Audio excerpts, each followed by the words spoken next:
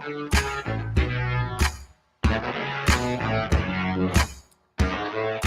to the Rob Bro Show. I am Rob Bro. I am the host. You are the co-host. You can co-host today by commenting on the starting line chat line. Starting line chat line brought to you by the Starting Line Counseling Group. I said that word. I said a "the" before it. It's brought to you by Starting Line Counseling. I felt like I didn't another word there to finish the sentence.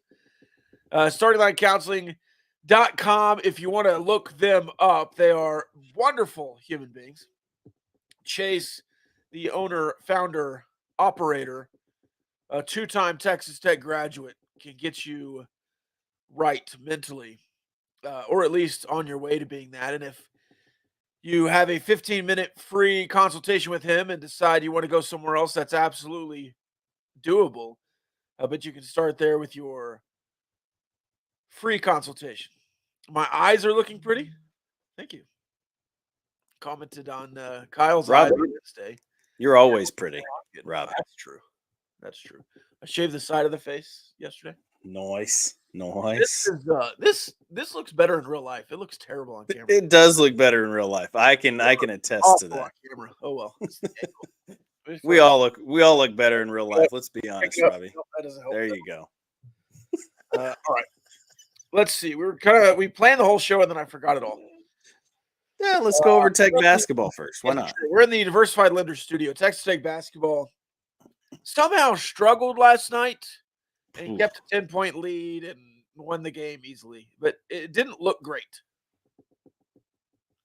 Yeah, it was not pretty. I mean, it was hard to watch too. They had Clark Lambert on the broadcast, and I don't know if any of y'all watched the broadcast, but oh my days, dude was bad. He's about as dry as the Mojave Desert. What a great pass there, John. So good. Knowledgeable though.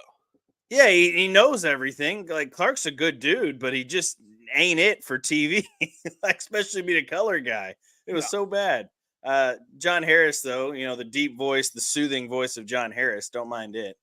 But yeah, I mean, at times it looked really bad for Texas Tech last night. I mean, you can tell it's early in the season. You can tell it's a group that's still trying to get used to playing with each other. You can tell that the coaching staff is trying to find that best five that plays well together. And you kind of found it towards the end of the game. You played with the same five for the last, I think, 5 minutes of the game. And Pop Isaacs was not part of that. I don't know if that was because he came out. They said something about they were dealing with a hand issue or something like that. But at the end of the game, it looked like he wanted to come back in and they just weren't putting him back in. He didn't have a great night shooting it, but I thought Joe Toussaint played well down the stretch. He made a couple plays that gave you buckets, that especially a nice little stutter drive at the end. That was nice. Warren Washington's going to have to get better down low and defensively at the rim. He's got to finish better. I mean, there was like 4 or 5 times last night, Rob, where he's got point blank shots, just little baby hooks that he's got to make. If you want to compete in the Big 12, your big man has to make those shots and just nowhere near it. So got to be better in the paint. You're 5 of 24, I think, from shooting it from 3. That's not good. You've got to be better from deep if you're going to win games in the Big 12. Just a lot of things that you've got to clean up. Now, am I just totally concerned and thinking they're going to be at the bottom tier of this Big 12 conference? No, I think they're going to be a good basketball team. I think they still have a chance to get an NCAA tournament berth as we move forward in the year and they go through Big 12 play, but they're still a long ways off from where they want to be and where I think that most fans think they should be. You said after the first game, well, you're not going to be that bad at 3 the whole season. And then after game 2, it's like, well, you're not going to be that bad at 3 for 3 games in a row. And then game number 3, you're not going to be that bad at 3. Yeah. So maybe more just a poor shooting team, but I think it's going to take some more time to get into it and see. Of course, your next game against Villanova, you're going to see a lot more, and that's in the Bahamas. Yeah. And, sometimes the competition level, you can rise or fall to your competition. Now, look at this way. A&M Corpus Christi was in the NCAA tournament last year, yeah? Were they the out of their That conference? Did they go last year or 2 years ago? I can't does remember when sound A&M familiar. Corpus Christi was a tournament team. They're well coached. And for those teams going into a building like the USA and going on the road, doing those things and going and beating a Texas Tech is for, how everybody says it, their Super Bowl. Like if they do Right. that, then that's a huge thing on their resume forward in the season. So that has a lot to do with it. And for Texas Tech, it's like, it's A&M Corpus Christi, who cares? Well, they got beat by Alabama by 19 in the first. So that we're still talking about. Yeah, there you go. So they were an NCAA tournament team last year, and Alabama was really good last year. The only thing is Houston. Houston was also their Super Bowl, and Houston beat them by 32. Houston's really good. Houston, to be honest, I'm just saying that's really good. But Houston's you really won. good. You won. Yeah. I think early in the season, I'm available to say early in the season with these directional type schools, even the ones that have been to the NCAA tournament, a win is a win. And looking back at the end of the year when you're 6-12 in conference play, you're not going to look back and say, man, I wish we would have beat them by 15 instead of 11. Or if you're 12-6 in conference play, oh man, I wish we would have beat them by 30 instead of 11. A win is a win, early conference play. You just can't slip up. So in that respect, good job last night. In all other respects, you're right. Pop Isaacs has to be a better scorer. That's what he does. And Warren Washington has to be, I'm searching for the word. In some ways, I want to say stronger down low. Yeah. But I think it might just be tougher down low. Yeah, tougher is the better word there. Stronger, I think he's strong enough to do it. Toughness-wise, you've got to be better. So, and then, I don't think Pop Isaacs is going to shoot 3 of 13 from the field most times. Like, that's just not how it's going to happen. Sometimes, you say that, and then he's going to do it against Villanova, and you're going to get ran out of the building in the Bahamas. At least you'll be in a nice setting in the Atlantis Hotel. Go to the water park after the game after you get boat raced. That's official prediction. Yeah, right now it is. No, I mean, like I said, I'm not too concerned, but it is when the same things keep happening, like the nasty turnovers, the way that you're careless with the basketball. Defensively, I thought you were okay last night at times, but you also let them get it into the paint some. And then Warren Washington, as I said, their big man should not be better than you from A&M Corpus Christi, and he bested Warren Washington some last night, especially in the paint. He was able to finish, and Warren Washington wasn't able to finish down low. And they did it. A&M Corpus Christi did a good time. Anytime Warren Washington would get down low, they double him. And of course, if you're not shooting it well from the outside, they don't have to be as concerned. They can double down and let you kick it back out and see if you can hit a 3. If you're 5 of 24 from 3, they're not that worried about it. So if you start knocking down shots, that opens up the interior. If you can play well on the interior, that starts opening up shots on the outside. So, but you've got to be able to knock shots down. That's what it comes down to. That's the game of basketball, is knocking shots down, getting stops on the other end. Towards the end of the game, they did get stops on the other end of the floor. You end up winning 73-64, I think was the final. And I mean, it'll get better. I think it will. It can only get better, hopefully. But it's just some growing pains right now for this team is what it is. So, yeah, we'll see. But it was, Chance McMillan played good last night, I thought. Yes, he did off the bench. And he had 4 guys in double figures as well. So that's always nice. Like I said, there's a lot of positives here. You won the game. Yeah. You had some production from guys you need production from. It's just you're missing that 20 piece from Pop Isaacs to go beat somebody by 30. Yeah, I agree. And you've got to have somebody in, Joe Toussaint, he's going to average 14, 13 points a game. He's going to be the guy that runs the point, runs the show for you. And I think that's great. That's what you brought him in for. That's why Tech fans were excited when Joe Toussaint came to Lubbock because he's going to give you that steady point guard position, 13, 14, average those, 14 points a game, close to it. He knows how to play in the Big 12. He's not new to the league or anything like that. So I think that's a good thing. You've just got to get continuity from other guys. And Pop Isaacs has to be continually your best shooter. And he's got to be your top scorer, I think, this year for you to have a chance to do anything really kind of special, get to an NCAA tournament, maybe get to the second round, third round, Sweet 16-ish, if that's your goal. Catching up on the comments section, did y'all know both times we wore black, red, black combo at home this year, we beat Houston and TCU, which both were held to 28.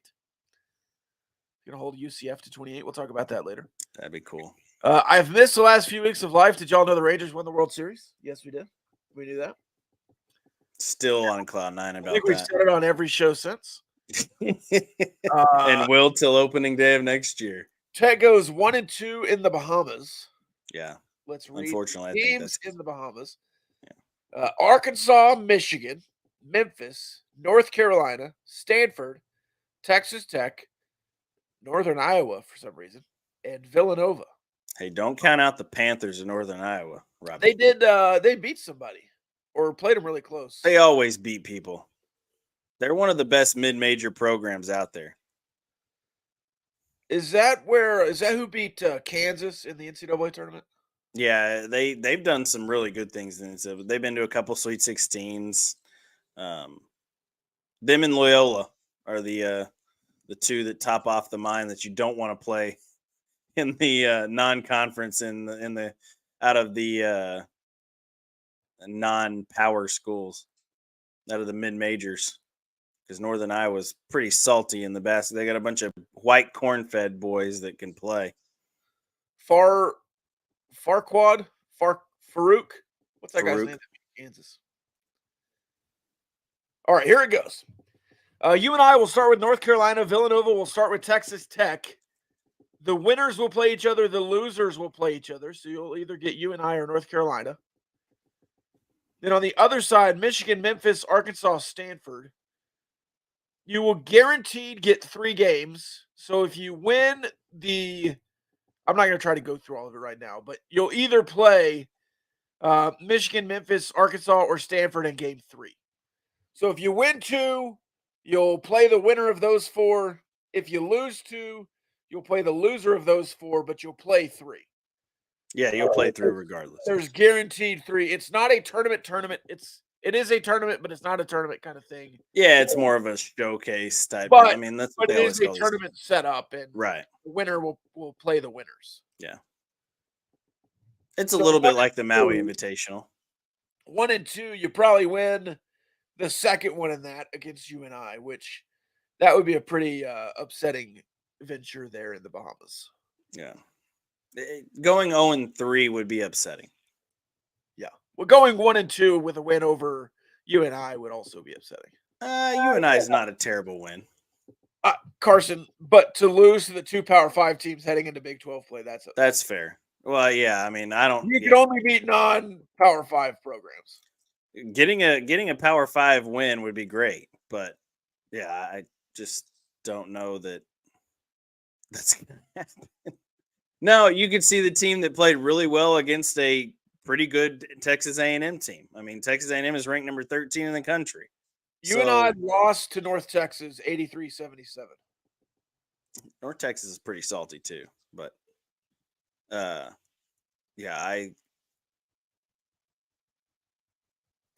anyway, you just got to play better. And I think that, like I said, rising to the competition that you'll play in the Bahamas, in the competition level going up that much, is going to be a good thing for this Texas Tech squad. It's going to be a really good thing. You'll either rise to the level of your opponents, or you will go 0-3 in the Bahamas, and everybody's going to panic. You know, some people are already Tech Twitter will go absolutely ape nuts. Tech Twitter's already panicking after it. Yeah, there's a few people that are the Sky's Patreon subscribers of the Gauchos that I see on Twitter that are just absolute panicking on both fronts, and some of them were panicking on the football recruiting front as well, which was kind of funny. But Who yeah, was it that? was I a couple of the What was the panic? They I wanted don't to help know. That's what I was trying to figure out. They were panicking that Joey McGuire and saying that Joey McGuire was as good at recruiting as Matt Wells. That's not a Patreon subscriber. It was on the Twitters. Yeah, it was. I'm Well, I'm pretty sure sure it's on Kyle. Twitter. Yeah. Yeah, on Twitter. Yeah, it wasn't on Patreon. No, Yeah. wasn't on the Discord. Well, I'm saying like that guy's not smart enough to be Yeah. Speaking of panicking, I already missed Mason Molina, so we're already panicking about baseball too. Hey, Did you go to any of the Red Black series? I was about to say the pitching looks really strong Yeah. over 3 games. Now that could be the bats are bad. I don't think so.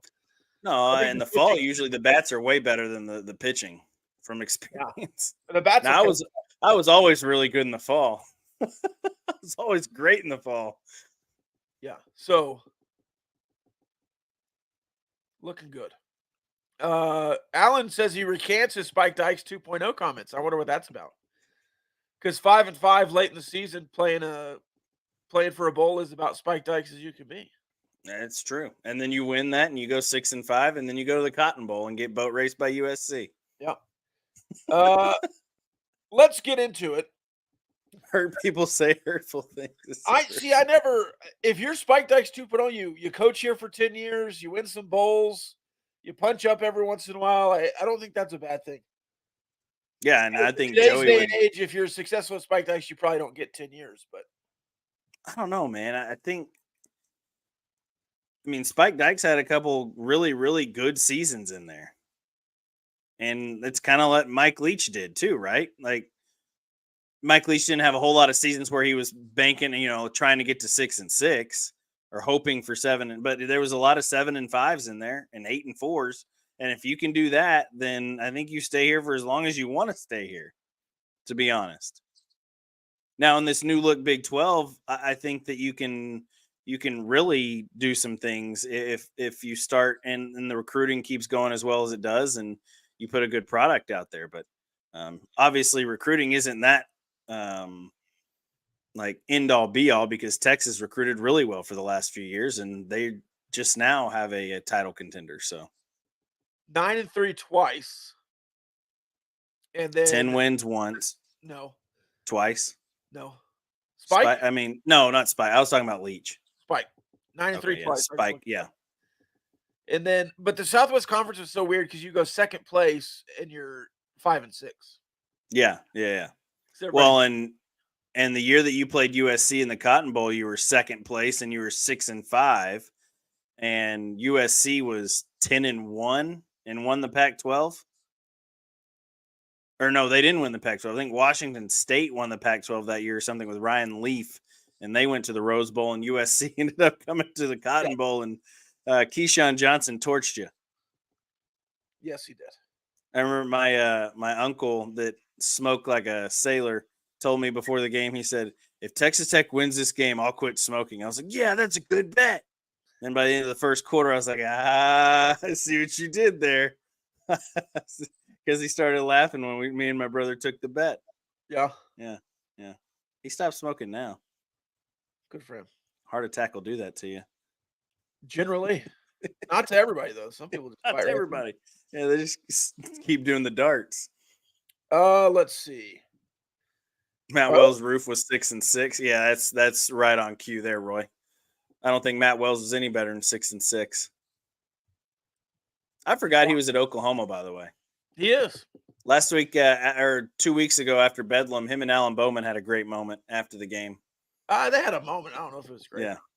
I'm just saying, I was kind of being facetious. Yeah. All right. So they also. Nice guy, though. Yeah, he's a nice guy. His kids still, his family still lives here. Do they? Yeah. His kid's a quarterback at Lubbock Cooper Liberty. Oh, really? Yeah. At least this year he was. Yeah. Good for him. Yeah. The only JV sport over there. That's right. Everything else is varsity. Which is an interesting move. It really is. I am very excited to see what they do in basketball. Or Their just waiting on bated breath there. their baseball team's got a chance to win a 3A state championship. They're really good. Really. They're gonna be really salty. Yeah. So it'll be interesting to see what they do. It's always interesting to see what new schools do. Yeah. Like Canyon West Plains. Yeah, look what they're doing in year 2. Let's Really head good. into the football world. Talk about UCF and Texas Tech.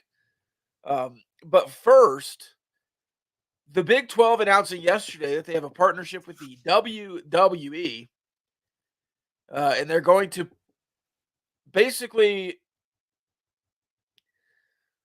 the whole connection right now is putting a championship belt on the most valuable player for the Big 12 championship game.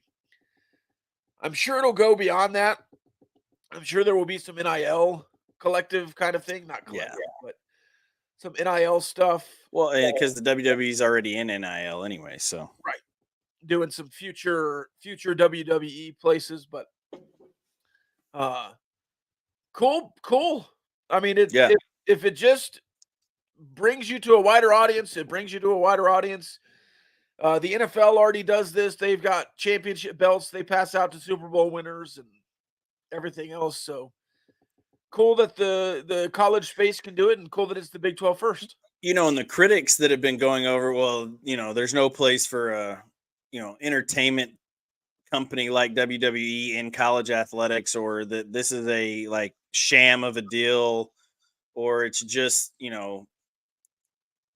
some people have been really negative about it, which I don't understand. Like, how could it be negative for a multi-million-dollar, almost, are they $1 billion company, WWE? Oh, I'm sure. Yeah, it's a $1 billion business. Why would you not want that affiliated with your conference? Like, in what world does it not make sense for Rob Manfred to get one of the best, if not the best, entertainment brand in the world, talking about in the world, to be on the back of the Big 12? Like, the WWE and the Big 12 are partnered together. Why would that not be a good thing? And for Big 12 athletes, if they so want to, then they might have a easy way and a better way into the WWE universe if they want to chase a wrestling dream or something like that. And we all know that some of the greatest wrestlers of all time have come from college football. I mean, let's be honest. The Rock comes to mind. Goldberg comes to mind. Brock Lesnar was a good football player in college. Roman Reigns, you said that before the show. I forgot he played at Georgia Tech. So, and there's a big thing that comes into that. So I think that's a plus for Big 12 athletes as well. And they've already signed, the WWE, the Haley Cavender that's going to TCU now, one of the Cavender twins that has millions of followers and all this. I didn't even know all this existed until I saw it on Twitter, and everybody's blowing up about it. But these two sisters have millions of people that follow them on Twitter and Instagram and whatever else, TikTok, and she's going to TCU. They're affiliated with the WWE already. I think Lexi Gordon, who played basketball at Texas Yes, she is also affiliated with the WWE. And then I did a deep dive into all this yesterday. What was the kid's name? Football player, defensive end, tried to go to the NFL on a tight end scholarship. Yeah, I can see his face. He went to Arkansas Tech he went to Texas State? Eastern Louisiana. Yeah, Southeastern Louisiana, the Lions. Yeah. Man, dadgum, what was his name? Hunter? Mitchell could probably help us with this if he's still listening. He was a tight end, white guy with a goatee, defensive end, right? But he tried to go to the NFL as a tight end. Yes, that's right. Oh, what was that? Anyways, he went to WWE after Texas Tech. Yes, yeah. And the WWE has plenty of way. You don't just go straight to Raw or you have developmental territory. Yeah, you have the NXT, you have all those things. It's just for the Big 12 championship, but I would assume this evolves. It's going to be a bigger partnership. There's no way, what Brett Yormark is doing is making the Big 12 in and of itself a brand, which we talked about whenever they hired Brett Yormark. This was what you hired Brett Yormark to do, is to bring the Big 12 into this century of NIL, of making athletes a brand, making your brand a actual brand, bringing money into the Big 12 so then you can help the athletes in that sense too. And especially now with the Big 12 evolving into this new look coming up in 2024 and 2025 next year without Texas and Oklahoma. People are like, well, what's the Big 12's identity? This helps the Big 12 stay and Brett Yormark's done a good job of keeping the Big 12 on everybody's mind too, I think. Yeah. So Well, to this me, helps. this is just something. Like you're doing Yeah, something. After yeah, a decade of not doing a damn thing, you're doing something. agreed. I Uh, mean, and if it this was Bob national Bowlesby, he wouldn't be basketball, doing this. look, wrestling fan, pro wrestling fan. Not as much now as I used to be, but certainly a pro wrestling fan. This has the potential to be really super cheesy. But it is Well, what it that's is, wrestling. and you've got to, yeah, it's wrestling, and it's some in some ways college basketball or football. Yeah, I mean, college Lawrence, football has become a cheesy kind of deal now, yeah, right? Lawrence says, "Do y'all think they'll play up or down to their competition this year?" I think this is a basketball question. Yeah, You mentioned that earlier. I think they'll play to the competition. yeah. I think they'll I play mean, and down. mhm. Which And we've seen that in Big 12 play before Yeah. of, teams that aren't great and you've not blown them out. And then you go to Kansas and you win at Kansas a couple of years. So, yeah, it's just, and basketball is like that, I think, especially in today's day and age. The parity in men's college basketball, women's college basketball is getting there. The parity is getting better in women's college basketball, but men's college basketball, especially the parity in the men's game, as at its highest that it's ever been. I think mid majors have really good players. The transfer portal has really shaped, you know, the landscape of men's college basketball, where you're seeing the Loyolas of the world, the Bradley, and all of these schools that are the mid majors that always had one or two good guys. You had the occasional Steph Curry show up on campus at Davidson. Now you're getting those guys who were 4 stars and 5-star recruits that don't get to play at an SEC school they go to at Kentucky, and then they transfer to Austin Peay.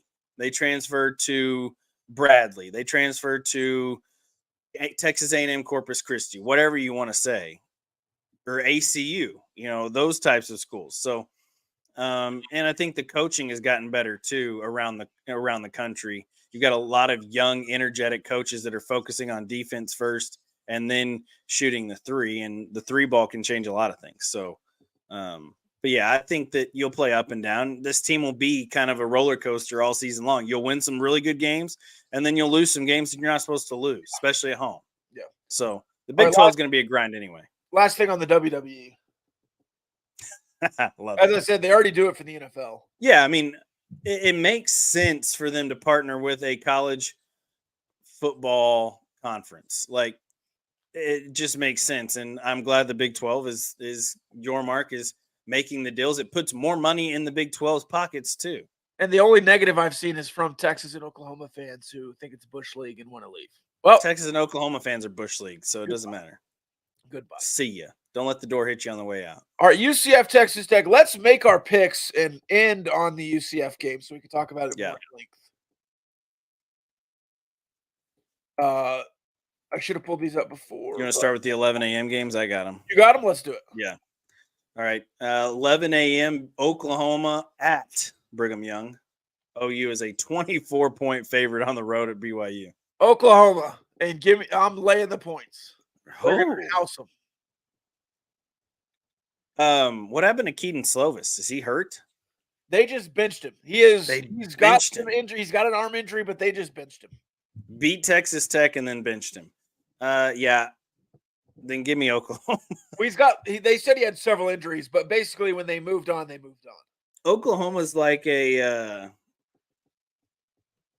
wolf backed into a wall right now. Like, they're going to fight their way out of it if they have. They want to get to the Big 12 championship. They want to destroy Texas' season one more time. Yeah, give me Oklahoma. Cincinnati at West Virginia, 1:30 p.m. on ESPN plus 6.5 points to West Virginia. Some weird times. It's like Really is 4 o'clock. 2:30, 4, 3, 6. But I'll take West Virginia here. I think Cincinnati is out. Is Emory Jones playing? Good question. I don't know. I think he might have gotten hurt or he just sucks. Either way. Well, yeah. Option number 2. Yeah. But I'll take West Virginia. Yeah, I'll take West Virginia as well. Yeah, I don't know if Emory Jones is playing or not. Garrett Green did not finish the game last week, but I think that was just because they're getting housed and they brought in the other guy. Yeah, Markiel. The weird name. Yeah, Markiel. Okay, let's see. I clicked off of the games. Baylor at TCU, 2:30 p.m. TCU is a 13-point favorite in this football game. The holy war of Texas. Yeah, the revivalry. The Blue Bonnet battle. Yeah, I liked that. Did you?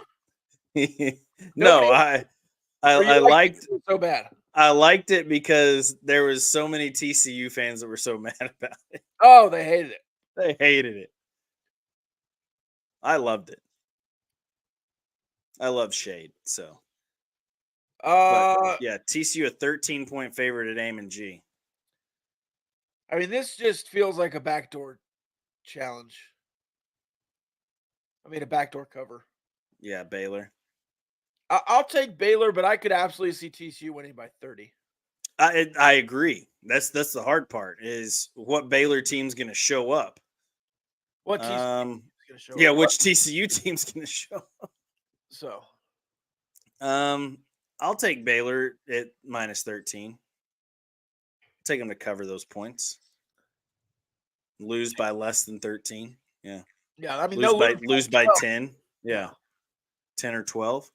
Oklahoma State at Houston. Oklahoma State did exactly what you said they were going to do last week, Rob.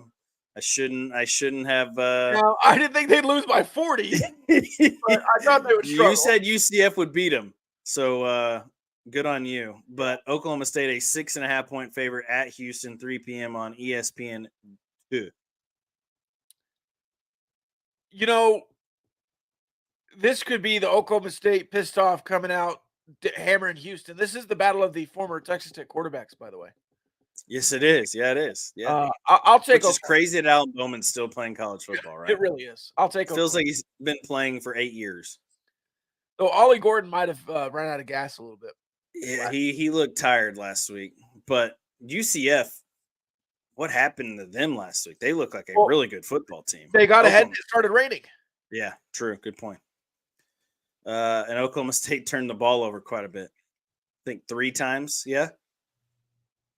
Couple picks that went off of receivers' hands that weren't Bowman's fault. It's kind of the Alan Bowman at Texas Tech. Yeah, they were. A couple that were. Yeah, a couple that were. Get to the comments.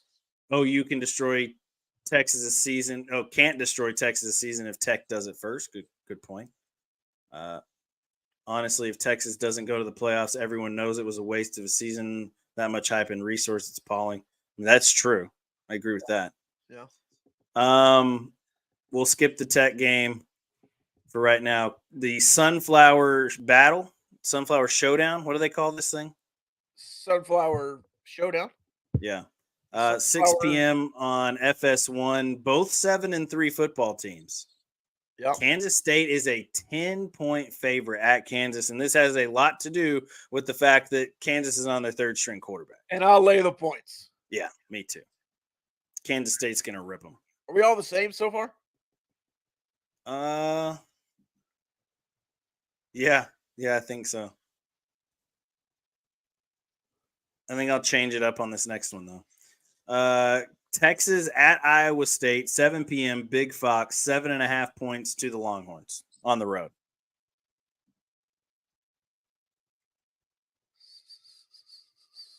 Seven and a half? Yeah. Rocco Beck and company. Can they lose by less than 7.5? Yes, or they can. sneak one in Ames. It's 7 p.m. in Ames in November, Rob. Yeah, give me Iowa State. Yeah, dang it. I thought we'd be different here. Already took Okay, them. fine. I'll take Texas. Okay. Just because you took Iowa State. We might be different on the Tech game too. I don't know. But yeah, I just think Ames in November. Rocco Becht is dangerous, man. For a redshirt freshman quarterback, been really impressed with his growth throughout the season, right? Was Like Iowa State better this year because they lost those gambling players? Maybe. Yeah. I mean, Becht seems better than freshman Deckers. I agree.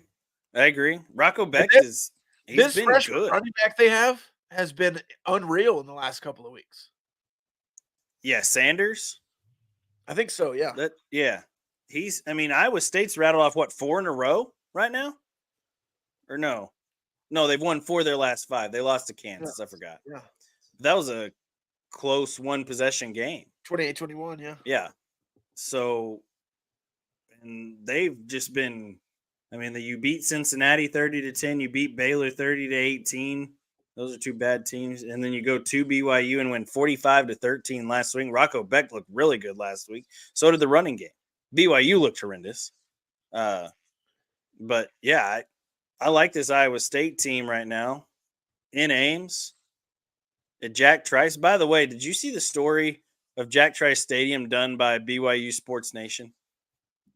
One of my new favorite follows on Twitter is BYU Sports Nation. Those guys do a phenomenal job, by the way. I know that you guys know them, and I know Kyle hung out with them at the BYU game, I believe, right? A little bit. Uh-huh. And yeah, man, those guys do a phenomenal job. They did this whole story. BYU did.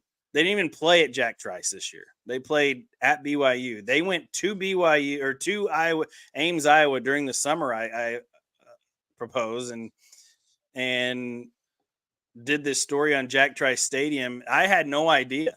Yeah. About the history of Jack Trice. Yeah. Until I watched that story, and man, what a story that is! If you don't know, the short of it is that Jack Trice was the first African American player to play for Iowa State, to really play for anybody in college football at that level in that area. They went on their first game. He's a freshman. They go on their first game, or sophomore, or whatever you could do to play. It's his first collegiate game he's going to in Minnesota. And he writes on the hotel stationery this message that I can't remember off the top of my head, but basically it's, let me give everything I have for it. Could be my last game that I ever play. Let me play like it's going to be that, basically, is the gist of the thing. And he gets hurt in the game and ends up passing away after the game. And he went to the emergency room. They took him to the emergency room in Minnesota. The doctor said he's fine. Sent him back on a train. He died on the train ride back to Ames. And for years, they didn't do anything about it. Well, a student government started a petition, and tons of petitions in the 60s and 70s, I believe. And the stadium should be named after Jack Trice. And now we all know that the stadium is now named after Jack Trice. And that's why you wear the Jack Trice Memorial jerseys. I've always thought those jerseys were hideously ugly. Like, why are you wearing those? Now I get it, because I saw the pictures. That's what Iowa State wore in those days. So they need to change the pants, but yeah, they did change the pants. Yeah, but yeah, what a great story from the pants they wear now. Yeah, if you don't know that and you haven't seen that story, go look up BYU Sports Nation on Twitter or their YouTube page. Those guys do they do a story on the team they're playing against every single year or every single week. For Texas Tech, they did the Tony Bradford story, which is a great story. Tony Bradford, another dude who just phenomenal human being, by the way. Yes. But anyway, sorry, I got off on a tangent there. But yeah, the Iowa State gambling players were out all year. Yes. And the Iowa State gambling players have been out all year. Yeah. They transferred most of them. Yeah. I mean, they can't play at Iowa State. So. All right. Let's talk about the Tech game. Yeah. Let's go to Lubbock. FS2. Is FS2 worse than ESPN2 or ESPNU? Like playing on that? Oh, yeah. It's like you might as well be on ESPN Plus, right? Yes. Yeah. I would prefer to be on ESPN Plus because then you wouldn't be playing at 4. Yeah, good point. 4 p.m. kickoff. Both 5-5 teams. Huge game for both teams. UCF with a big win against Oklahoma State last week. They have who does UCF have after this week? It's a great question. It is a great question. Let me look. UCF, They have Houston. So they've got two chances. They don't need this chance. Texas Tech is a 2.5-point favorite at home. So favored by a Gino Garcia field goal, basically, to cover. basically. FS2 is the Ocho, Allen It's said. so Yeah, I agree. The commentators are horrendous too on FS2. if you get these same Yahoos you got last week, I'm muting it. It's like the bottom of the barrel, right? Like It's better. Honestly, it's better than Patriots Papadakis because I don't like his voice. But these other guys that are like, "Oh, that's a holding on Texas Tech. They didn't call there on every play." Yeah, It's like, every play. Shut up. Yeah, shut up. But anyway, yeah, Texas Tech 2.5-point favorite at home, 4:00 kickoff. Weird time to kick off a college football game at 4:00. Big game for Texas Tech. I mean, you don't win this week, Rob. It's not looking good for your bowl chances. Let's put it that way. On Thanksgiving weekend on a Friday in Austin. Man, this is a tough one for me to pick because UCF looked so good last. Beatable, but I understand going to Austin and winning is a big deal. Texas is beatable, yeah, but can Texas Tech do it? Nah, Yes, probably not. they can. UCF, John Rice Plumlee. He looked he really goes, good. Yeah, as he goes, they go. He's a phenomenal leader. First of all, the dude's playing just hurt. He's not 100%, but he gutted it up last week. Just kicked the crap out of Oklahoma State. Texas Tech, that last drive of the day against Kansas looked really good.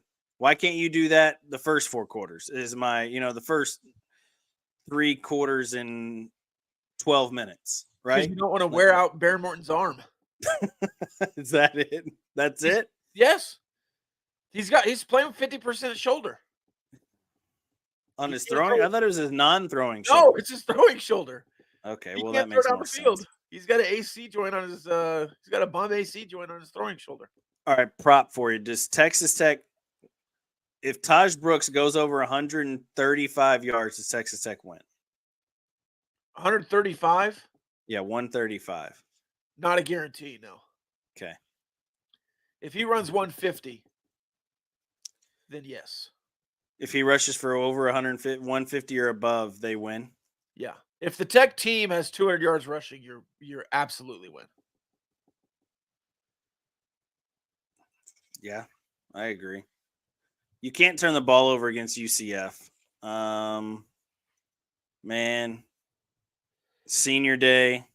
They keep calling it senior night on the Joey McGuire show yesterday, and it was bothering me because it's 4:00. It's after senior afternoon is what it is.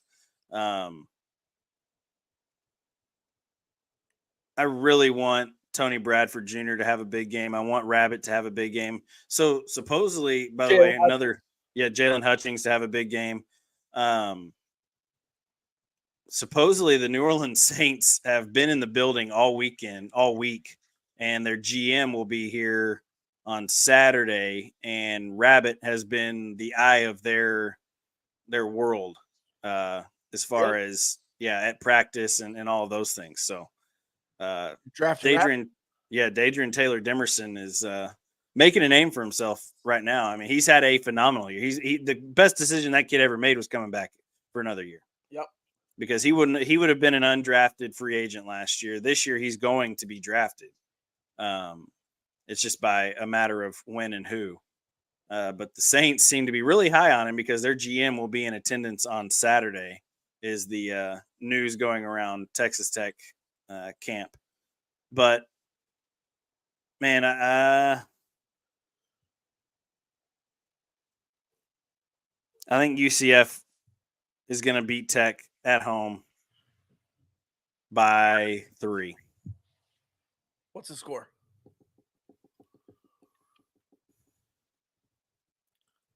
$31-28. I'm going to go 29-26. Texas Tech wins. We had some 29-26. 29-26. That might be cover that 2.5, baby. 59 38 and a half is over. Under 38-28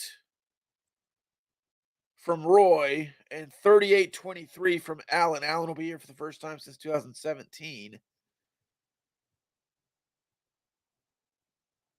If you have a score prediction, you can put it in the starting line, chat line, comment section. Yeah, please do. 38-28 would be great if Texas Tech could win 38-28. Keep the and Roy's going off of. Is Roy the one who told us about the jerseys and holding TCU and Houston to the 28? Yeah, there we go. Now it makes sense, Roy. I like it. I like where your head's at.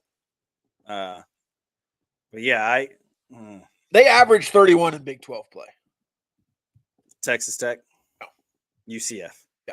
Yeah. That's why 31-28 seems fair to me because Texas Tech averages what 20. How many is Texas Tech averaging in Big 12 play? 34. Not a lot. 34. Maybe that's the Wow. opposite. Maybe they average 34. I'm looking it up. Hold on. Let me Yeah. conference only. It's not 34. Maybe it's 34. Maybe it's 29. I mean, you only scored. You didn't score 20 last week, so 26.7. Yeah. So my score prediction is pretty spot on, 31-28. Defensively, you only UCF. give up 24, and they give up 33. That's what I was thinking of. So they give up 33. You only give up 24. They score 31, and you only give up 26. It doesn't help that UCF gave up 51 and 44 to Kansas and Kansas State. They gave up 41 to West Virginia. How much did you give up to West Virginia? Yeah. How much did you score against Kansas, though? Of course, UCF only scored 22 against Kansas. I don't know. It's kind of game it was. Yeah. I don't know if they had Plumlee in that game, though. Either way. Yeah, they didn't have John Rice Plumlee didn't play in that game. But Timmy McClain, stat-wise, same guy as John Rice Plumlee. Yeah, but stats for quarterback position there. Stats, though. Big difference than the guy that leads a football team.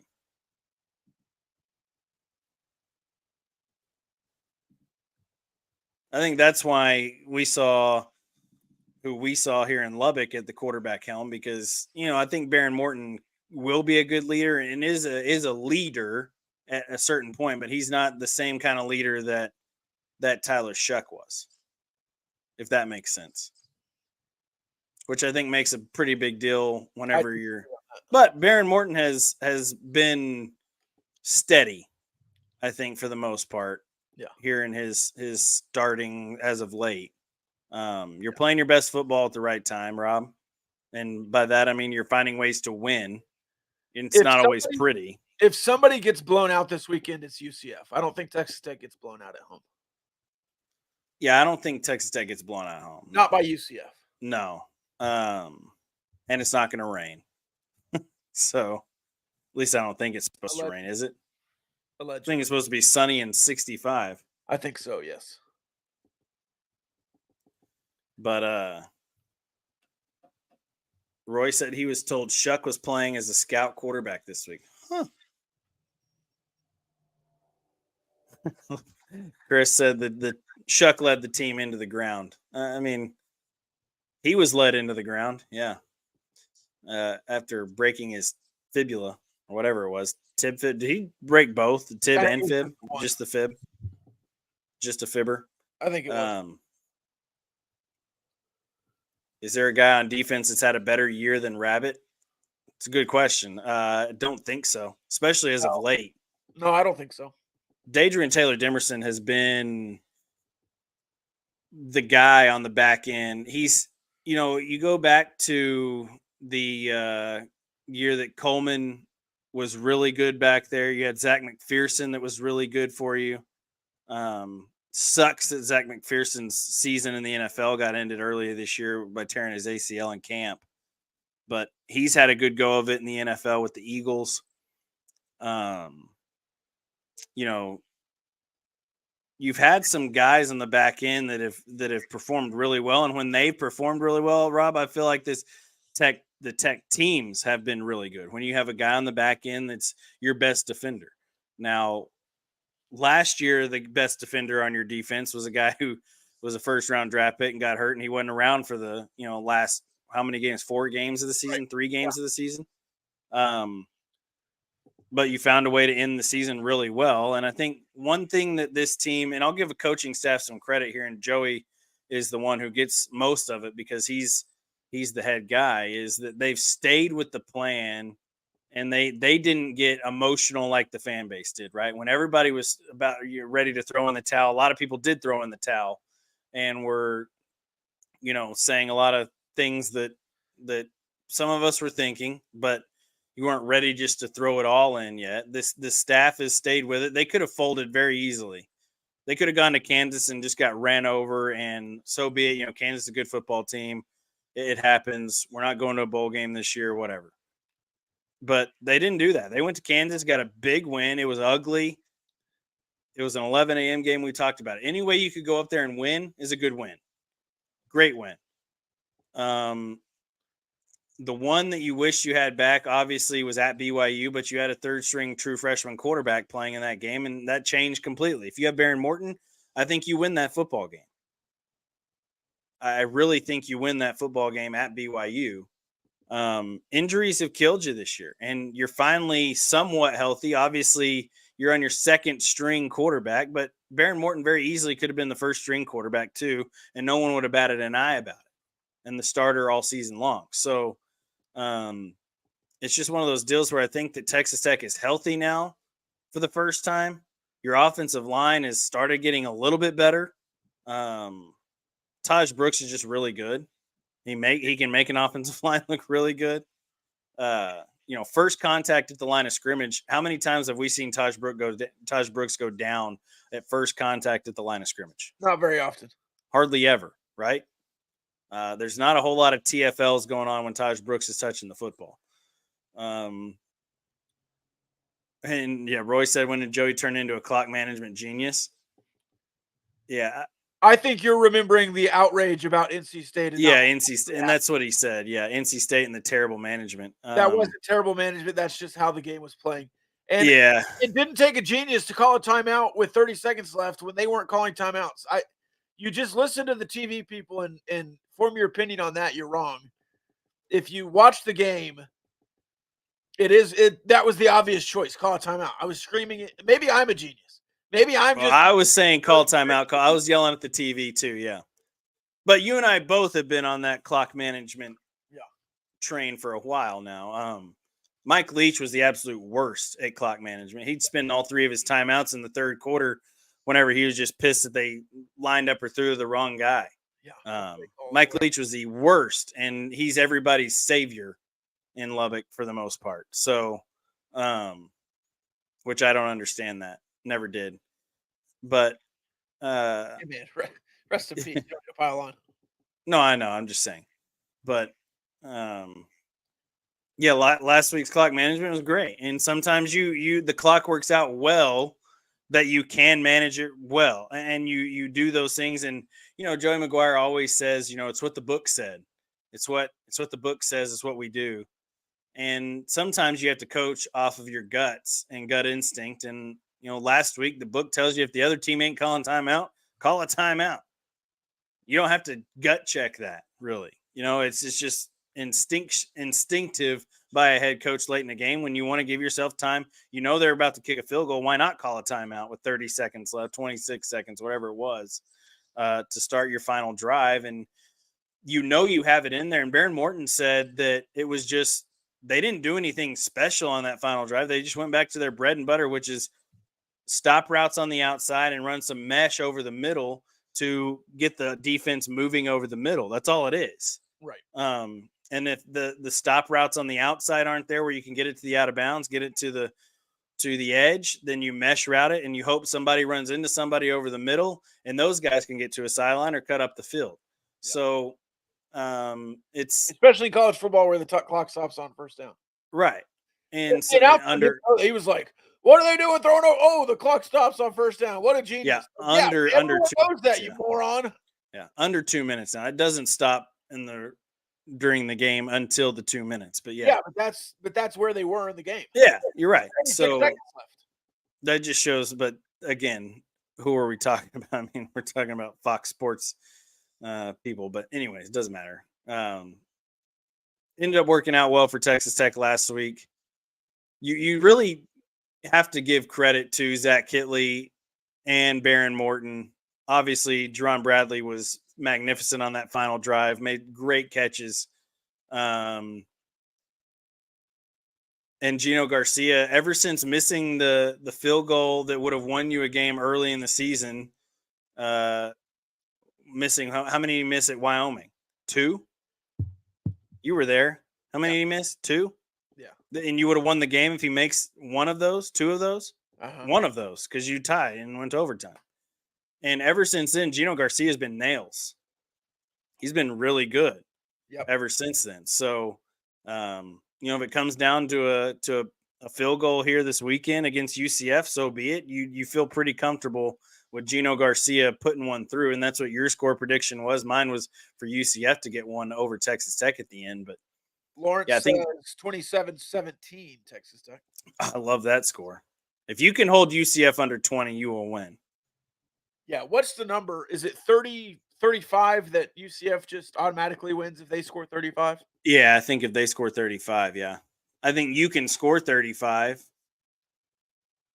In regulation?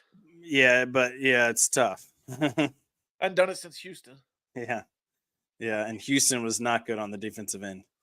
So, yeah, and Baron Morton was healthy against Houston, yeah? No. He wasn't? He got hurt against West Virginia. Oh, yeah, that's right. He's been hurt all year. That's right. Yeah, he didn't practice that whole week when you played Houston.